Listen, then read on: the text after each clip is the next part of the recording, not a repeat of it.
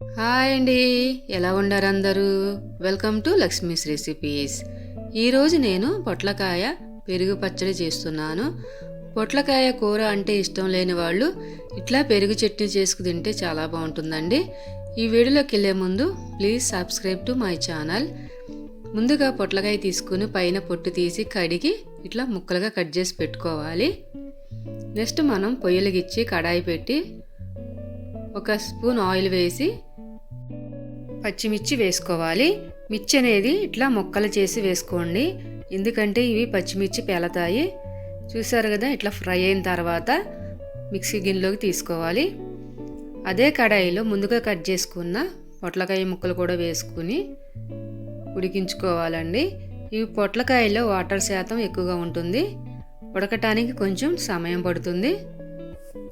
చూసారు కదా, ఇట్లా మెత్తగా ఉడికితే సరిపోతుందండి. ఇప్పుడు పొయ్యి బంద్ చేసి ఈ ముక్కలని చల్లారనివ్వాలి.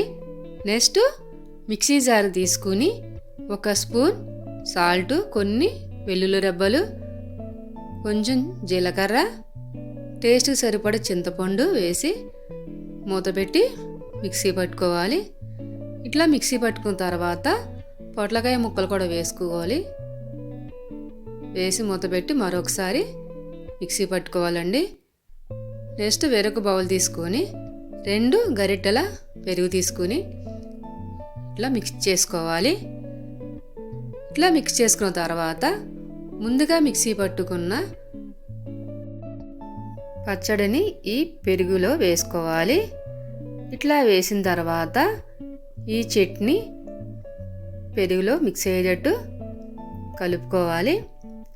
నెక్స్ట్ పొయ్యలిగిచ్చి పోపు గిన్నె పెట్టి ఒక స్పూన్ ఆయిల్ వేసి ఆయిల్ వేడైన తర్వాత పోపు దినుసులు వేసుకోవాలి.